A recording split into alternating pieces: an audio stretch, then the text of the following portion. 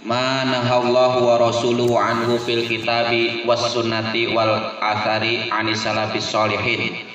Wa qad dominallahu ta'ala fi kitabihil aziz liman istanabal kaba'ira wal muharramati ayyakfura anhu as-saghaira minas sayyiati liqauli ta'ala in tajtanibu kaba'ira ma tunhauna anhu nukaffir ankum sayyiatikum wa nudkhilukum mudkhalan karima. Faqad taqabbalallahu ta'ala bihadan nas liman istanabal kaba'ira ayyudkhilahul jannah. Wa qala ta'ala walladzina yajtanibuna kaba'iral ismi wal fawahisha wa idza ma ghadibu hum yaghfirun. Wa qala ta'ala alladzina yajtanibu kaba'iral ismi wal fawahisha illal lamam inna rabbaka wasi'ul maghfirah. Wa qala Rasulullah sallallahu alaihi wasallam as-salatul khamsu wal jum'atu ilal jum'ati wa ramadanu ila ramadan mukaffiratun lima bainahunna ijtanabatil kaba'ir.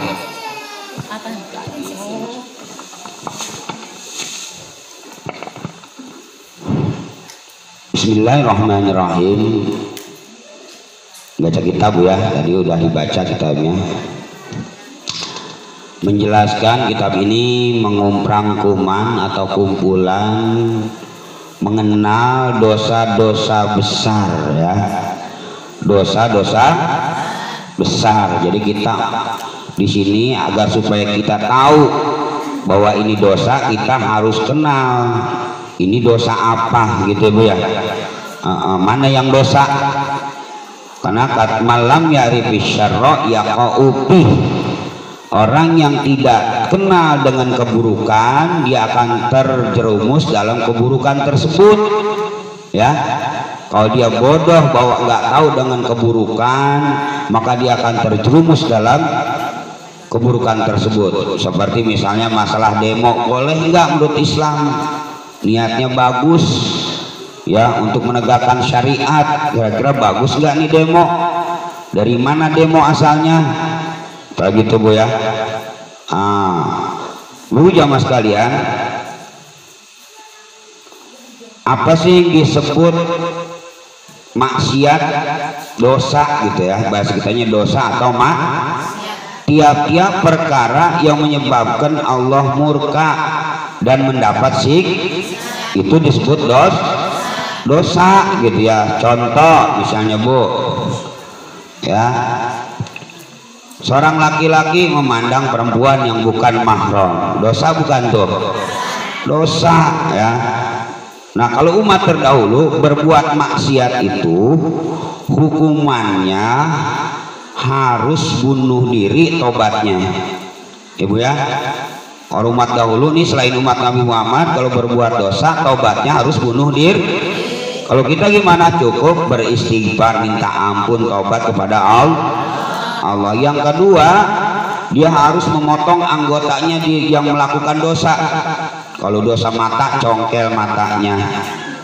Masya Allah. Kalau dosa kuping, kupingnya tonjok biar budak. Kalau dosa kaki, kakinya dipotong. Kalau tangannya berbuat maksiat, memegang perempuan yang bukan mahram, dipotong. Masya Allah. Kena najis, dikelet kulitnya. Tuh, kalau umat Nabi Muhammad enak ya Bu ya. Nah terus ada dosa yang kecil, ada dosa kecil disebutnya dosa sogoir, dosa-dosa kecil sogoir ya. Dosa-dosa kecil itu apa? Asal masalah dosa kecil itu tiap-tiap perbuatan dosa yang tidak terkena hukuman had gitu, tidak terkena hukuman had atau kafarat yang berat gitu ya. Dosa yang tidak kekenaan had atau tidak terkena kafarat ya, membayar kifarat gitu. Kalau dosa besar,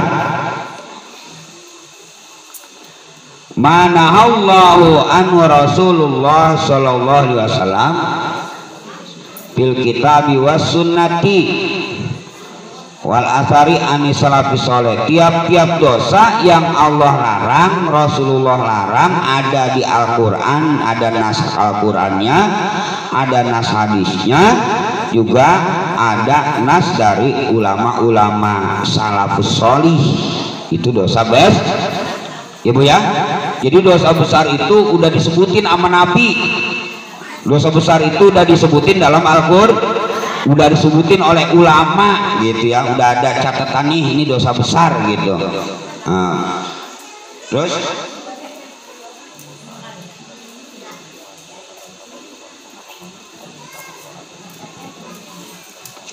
nah cuma di sini wa qad dominallah fi kitabihil aziz limani tanabal kabair wal muharramati ayukaffira anus sagair minas sayiat. Dengerin Bu ya, dikit doang ini, sekedar pembukaan mengawali pengajian kita dengan bacaan kitab supaya berkah. Allah Subhanahu wa taala telah menjamin ya, menanggung bagi orang-orang yang berbuat dosa besar, gampang peleburnya. Ya, kalau ibu pernah berbuat dosa besar, apa tuh tobatnya? Ya, kalau dosa besar tobatnya dengan apa? Satu, dengan banyak-banyak melakukan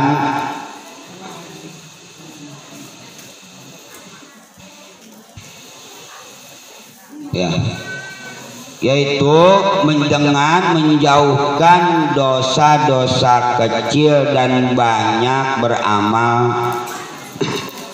baik ya Bu ya.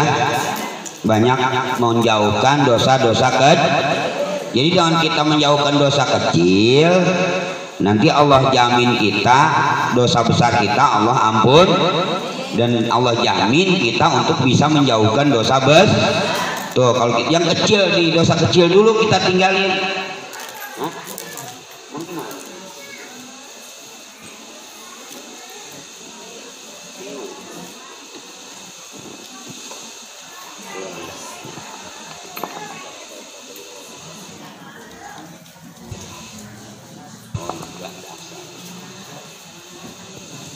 Nah Ibu ya, jadi gitu. Jadi dosa besar itu definisinya tadi udah, jadi hukumannya juga besar. Nah dengan menjauhkan dosa besar maka otomatis dosa kecil pun Allah akan ampuni ya, dan keburukan-keburukan kita. Pokoknya minimal kita untuk menjauhkan dosa besar kita jauhkan dulu dosa-dosa kecil. Dosa kecil aja udah kita tinggalin, apalagi dosa besar ya, nanti disebutin ya. Nah kemudian apa sih yang menghapus dosa-dosa besar kita itu? Tetap intinya Bu, kalau dosa kecil makan gampang Bu ya, dengan berwudu hilang gitu ya, dengan sholat hilang, dengan baca Al-Quran hilang. Dosa kecil mah dengan jalan dari rumah ke sini langkah kita diampunin itu dosa kecil ya. Tapi kalau dosa besar itu bisa hapus dengan yang pertama taubat. Gak bisa ya, dosa besar mah tidak bisa lebur dengan amal, harus dengan taubat. Misalnya Ibu pernah berzina, pernah ninggalin sholat, pernah gak bayar zakat ya, pernah juga kedukun gitu ya, sihir, kemudian gak zakat dan yang lainnya yang 7 itu, bunuh diri, maka dosa kita bisa diampuni dengan bertaubat. Kalau dosa kecil mah gampang Bu ya, dosa kecil mah gampang, cukup dengan hadir ke majelis ilmu, banyak zikir, banyak berwudu, banyak sholat, banyak baca Quran, udah Allah ampuni dosa kita ya dengan sendirinya. Ibu jamaah sekalian, alhamdulillah sekarang kita sudah berada di penghujung bulan Syawal ya, udah ada di akhir bulan Syawal ya, jadi pas bulan Bu ya, jadi pas sebulan Lebaran udahan kan. Ya, kalau buru-buru dibuka mah kemarin katanya ngabisin lebaran baik gitu ya. Kan kalau udah ngaji lebaran habis Bu. Ya, alhamdulillah saya Bu paling banyak jalan-jalan lebaran ini. Paling banyak jalan. Langsung banyak banget Bu saya mah. Pertama jalan-jalan ke rumah sakit Fatmawati. Kedua ke dokter Yoman. Terus ke Banten terapi rebus. Wah paling banyak, tapi bukannya jalan-jalan Bu. Ya, karena 2 hari menjelang lebaran ya alhamdulillah Allah subhanahu wa ta'ala berikan saya penyakit satu lagi Bu ya. Kemarin umroh pengen sembuh mata, bukannya sembuh malah nambah lagi hati stroke belah kanan. Ya jangan stroke Bu, sekolah kuat saya ya Allah. Mudah-mudahan Allah angkat penyakit saya Bu ya. Bu jamaah sekalian, nyawa enggak Bu? Puasa nyawa enggak? Alhamdulillah ya, berarti sempurna puasa kita setahun Ibu ya. Man soma ramadana suma tausitan min sawa kaya asomidahri. Masya Allah Bu, siapa orang puasa Ramadan kemudian disambung dengan nyawa 6 hari sama juga puasa setahun. Jadi Ibu puasa Ramadan kan memang sebulan 30 hari tuh, kalau ditambah nyawa 6 hari kata Allah sama juga kamu seumur hidup puasa gitu. Misal puasa dulu habis puasa Ramadan nyawa tuh dapat setahun, sekarang puasa lagi sama nyawa dapat setahun. Jadi hitungannya kalau puasa Ramadan diiringin nyawa sama juga seumur hidup kita nggak pernah madang. Enak nggak? Sama juga kita dihitung umur kita puasa terus Masya Allah Bu. Tuh kenapa? Karena hitungannya 6 hari itu pelengkap dari sebulan itu ya.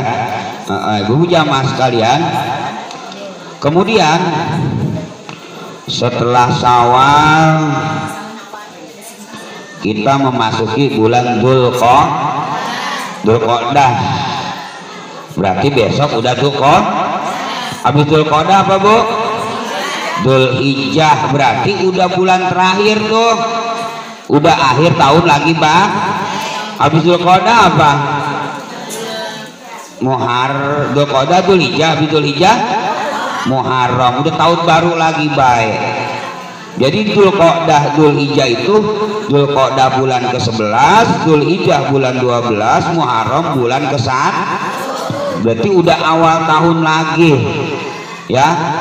Masya Allah Bu, nggak kerasa kita udah di penghujung tahun ya. Perasaan muda baik. Coba kita ngaca udah pada keriput. Ya. Udah pada keriput, perasaan kita mah hati menih, perasaan masih muda baik ya. Padahal kata bocah tuh, bocah-bocah kecil tuh orang tua gitu ya, tuh nenek-nenek, kata bocah kecil kan begitu Bu ya. Tapi perasaan ibu muda baik, saya gue begitu, perasaan muda baik. Tapi kata bocah kecil kayak dulu kita masih kecil tuh, bapak saya 40 tahun 50 tahun kita bilang tua gitu ya. Nah, sekarang umur saya udah 45, berarti bocah kecil bilang saya orang aki-aki. Tapi perasaan muda baik ya Bu ya, perasaan mah itu nggak sadar kita, Masya Allah ya. Nah inilah, jadi ingat-ingat bahwa sekarang udah Dzulqa'dah. Berarti Dzulqa'dah itu bagian dari Dzulqa'dah dan Dzulhijjah bagian dari Asyhurul Hur, bulan yang mulia lagi Bu, bulan yang jadi Dzulqa'dah, Dzulhijjah bulan suci, bulan mulia nih Bu nih. Apa Dzulqa'dah? Bulan yang dulu orang banyak diam di rumah tuh Bu. Jadi kalau bulan Dzulqa'dah jangan banyak ngayap ya, jangan kemana-mana, karena namanya bulan yang dianjurkan kita harus banyak duduk di rumah. Jangan banyak, maksud duduk tuh jangan banyak keluar kampung, jangan ngayap keluar negeri, jangan ngayap keluar daerah, dah di sini aja ya, di Jawa Barat gitu ya. Karena zaman dulu Orang-orang Quraisy itu kalau udah Dzulqa'dah kan dia dagangnya keluar negeri. Kalau udah Dzulqa'dah pada di rumah, Bu. Buka pasar di rumah, dagang di rumah gitu, di kampungnya, di daerahnya gitu ya, Masya Allah. Kenapa? Untuk menyambut bulan haji. Siap-siap artinya, Bu. Siap sih. Orang-orang mau pada berangkat haji besok, Bu. Masya Allah. Bu, ada niat nggak, pengen nggak haji, pengen nggak umroh? Ngenes, Bu. Kalau sampai mati orang bisa niat Ka'bah, kalau sampai mati nggak bisa sholat di Masjidil Haram, kalau sampai mati nggak bisa sholat di Masjid Nabawi, nggak bisa sholat di depan Masya Allah. Ngenes, Bu. Ya kita haji musim 17 tahun 20 tahun daftar dulu dah, kalau punya duit 5 juta mah. Tapi nanti keburu ibu mau udah nenek keburu mati, ya umroh aja dulu. Ya Bu ya, nungguin haji ibu keburu daftar aja dah, ada 5 juta buat daftar haji, 24 juta buat umroh langsung ngenes banget, Bu ya, Masya Allah ya. Maka nanti sabanal ladina yaquluna bima atahumullah min fadlih huwa khairan lahum bal huwa syarrun lahum.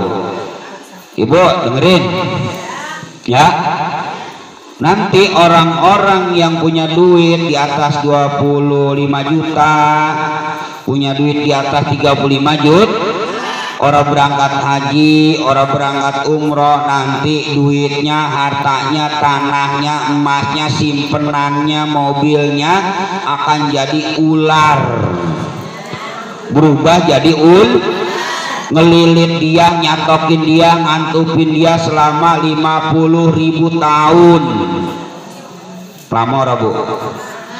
Itu harta yang kita sayang-sayang, tanah yang kita sayang-sayang, mobil yang kita sayang-sayang, lebih dari hajat syariah, maka lebih dari 25 juta, lebih dari 35 juta, nggak dipakai zakat, nggak dipakai itu duitnya, hartanya akan jadi ular, melilit kita, ngantupin kita, buntutnya ada 70, buntutnya ada 70, setiap satu buntut ada 70 antup sengat, bisa yang kalau bisanya itu berhembus ke bumi guys, Bu. Ini bisanya, racunnya ibu kalau diantup tahun niting sakit orang itu baru tahun niting, belum tahun balu, belum budak. Ini melebihi dari itu. Seandainya racunnya netes ke bumi, ambekan, bernapas tuh ulah, bumi geseng, pohon-pohon gak pada hidup, mati semua. Berarti panasnya kayak apa, Bu? Ibu 50.000 tahun dililit sama dia, kemudian diantupin tiap hari. Masya Allah. Gara-gara apa tuh, Bu? Gara-gara apa? Ayah saban alladzi wala yahsaban alladzina yabkhu, gara-gara pelit keket merengkene cap jahe merege hese butut gasir urat duku urat kawat ya, gara-gara pelit. Masya Allah. Makanya, Bu, tempat pelit mah jangan dipiara dah ya. Orang kalau udah pelit dosa berpindah orang boleh ya. Masya Allah, Bu jamaah sekalian. Nah itu makanya niat dulu, Bu ya, niat dah ya. Mudah-mudahan. Kemudian dalam Al-Quran dikatakan wa anfiqu mimma razaqnakum min qabli ayatiya ahadakumul maut ya, laula akhartani ila ajalin qarib. Ibu nanti kalau lagi sekarat menghayal, Bu, berangan-angan. Masa ibu nanti kalau lagi sekarat nih, lagi ngap-ngapan, mau mati, mau dicabut nyawa, ibu tuh berangan, pikiran melayang, ya Allah, saya seandainya dikasih sebentar lagi aja nih hidup ya, bentar doang dah ya Allah. Minta tuh ibu dalam sekarang itu nangis, Ma'as sodako, saya akan banyak sedekah ya Allah, saya akan zakat, saya akan keluarkan zakat saya ya Allah. Saya nggak bakalan jadi orang pelit. Santri saya bagiin, ustadz saya amplopin gitu ya. Ngenes buat saya gitu ya. Kemudian wa aku minas sholin, ya Allah saya akan umroh, ya Allah saya akan haji. Aku minas sholihin, masya Allah bu. Tuh ya. Bu jamaah sekalian. Nah inilah jadi bagaimana supaya kita dalam hidup ini punya program, terutama program akhirat bu ya. Harus punya program amalan akhir, jangan program dunia doang. Waktu manage yang bagus ya, jam 9 duha, hari Rebo ngaji, tahun depan akekah, tahun besok umroh gitu bu ya. Jadi punya program, ngumpulin duit besok buat kurban tuh. Jangan dari tahun ke tahun, ya Allah ya. Motor punya, mobil enggak, seumur hidup enggak pernah kurban ibu ya. Jangan sampai kita seumur hidup enggak pernah banyak tuh kambing sapi di Bang Ayub ya. Silahkan ya milih sendiri. Kalau orang sini mah dimurahin, jangan takut dimahalin ibu ya. Alhamdulillah Bang Ayub juga donatur kita di sini ya, untuk membantu anak-anak bersama Madinah Hakekah. Alhamdulillah santri juga kenyang buat makan kambing bu, seminggu 3 kali ya. Asbab Bang Ayub tuh ya, mudah-mudahan Allah berikan keberkahan, amin. Bu jamaah sekalian, nah di bulan Dzulqa'dah ini karena Asyurul Hurum, yang pertama apa bu amalan Dzulqa'dah? Biasa suminal hurum, banyakin puas sama baik bu ya. Yang namanya di bulan Asyurul Hurum itu banyakin puas sama. Kalau sawal kan kemarin sunahnya 6 hari doang ya. Ya, nah kalau Dzulqa'dah yang belum pernah puasa sunat Senin Kemis, silahkan Senin Kemis diistiqomahin.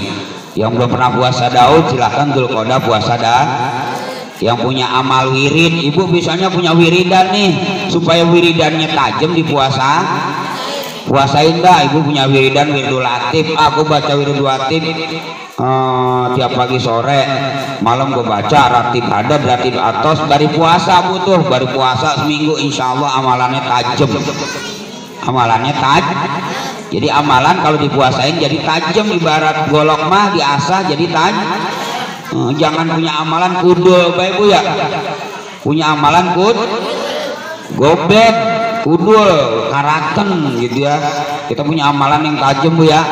Nah bulan Dzulqa'dah itu untuk mengasah asa bu ya, amalannya dengan puasa sunat. Sama juga bu ya, wahtarimu bikasroti siyam wa sholat, banyakin sholat sunat, wa sodaqah, banyakin sedekah. Itu juga amalan bu, banyakin sholat malam. Kemudian wanadam, banyakin tobat lagi ya, sama ya.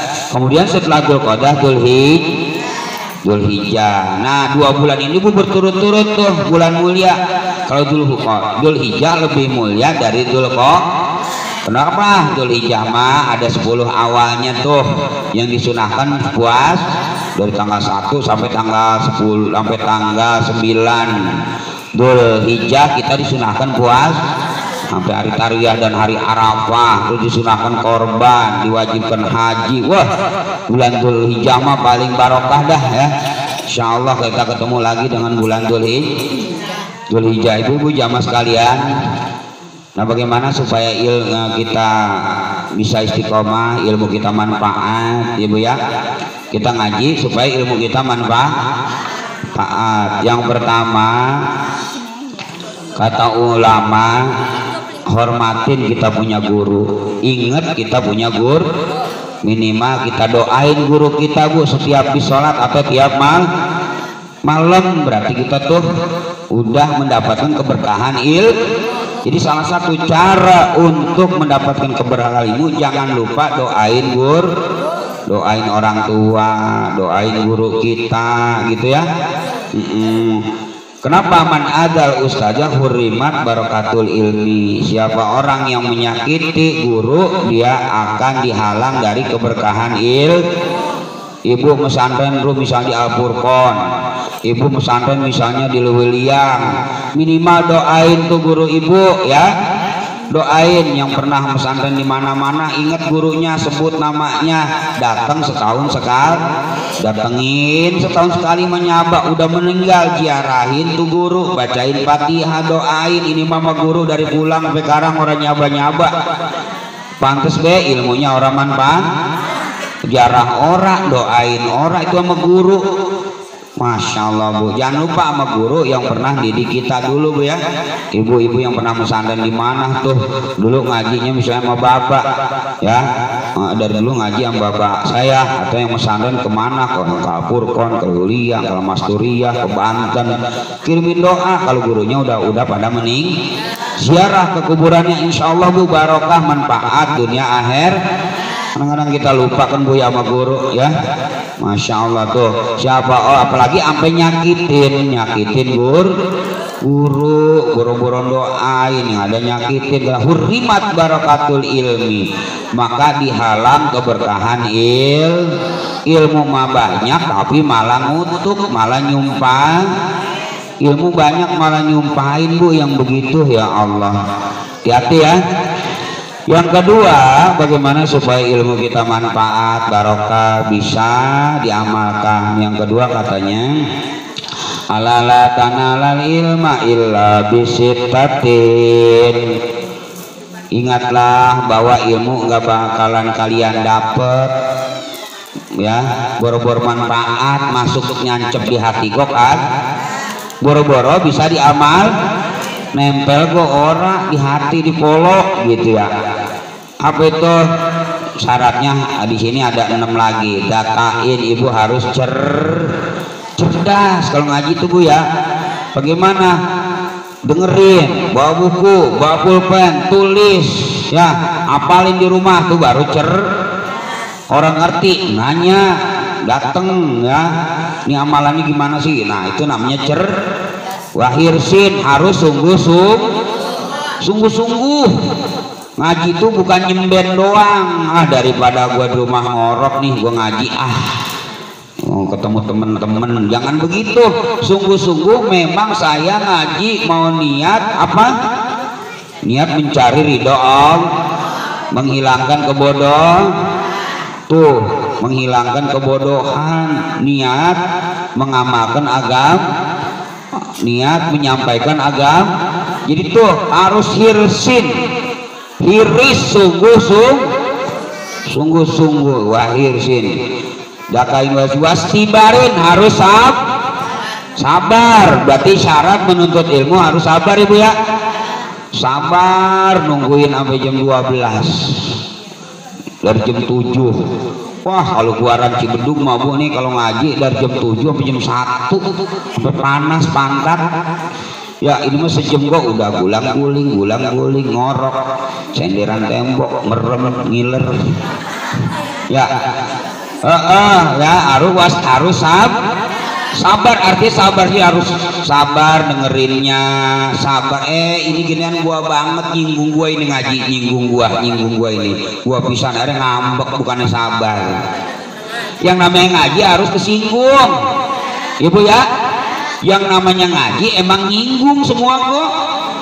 Ngaji mah semua berlawanan dengan jangan makan riba. Gua nih suka minjemin duit makan riba, kurang ajar nyinggung gua nih. Wah ngaji lagi tuh saya introvert. Oh iya gua ngaku udah dosa, gua kali belum bisa ninggalin gitu Bu ya. Tukang nenangga, tukang ayam, peteng orat, wah gua lagi baik. Yang ngaji memang kudu kesinggung ya Bu ya.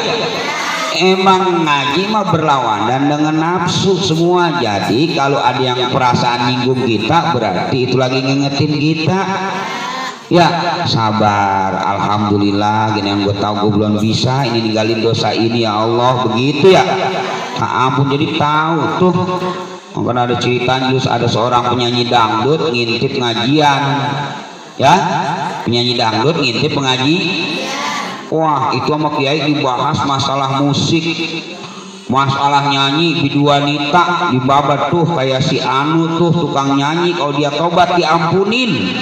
Itu kata penyanyi, bujuk deh gue dibuat contoh kurang ajar.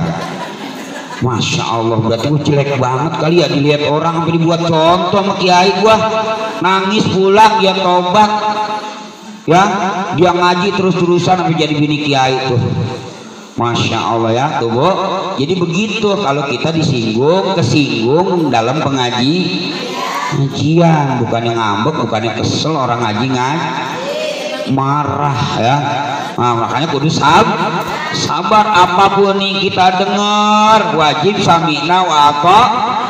Saya dengar, saya terima, ini perintah Allah, ini perintah Rasul, niat diamalkan gitu Bu ya. Pasti bawa bulgotin. Yang berikutnya harus punya biaya Bu. Yang namanya ngaji harus pakai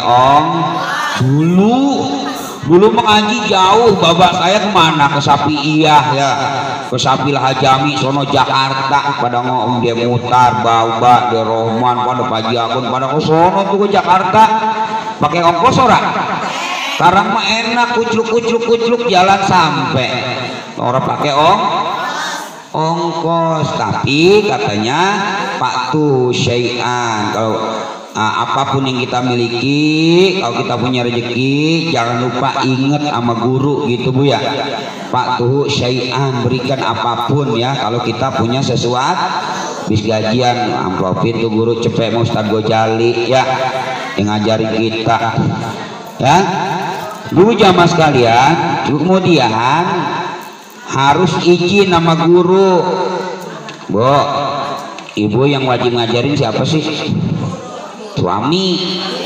Bu, ibu mah wajib ngaji tapi gurunya harus suami. Yang wajib ngajar ibu tuh suami. Anak perempuan yang wajib ngajarin suami.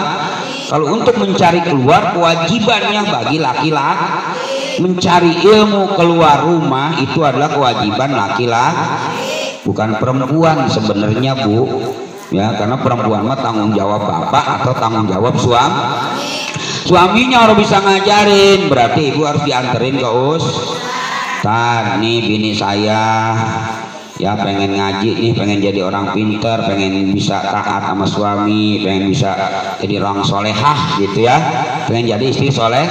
Saya nggak bisa ngajarin, ntar nih bini saya ikut ngaji rebo gitu ya, dianterin tuh ibu sama suaminya ya. Ini mau yang dianterin tau udah banyak baik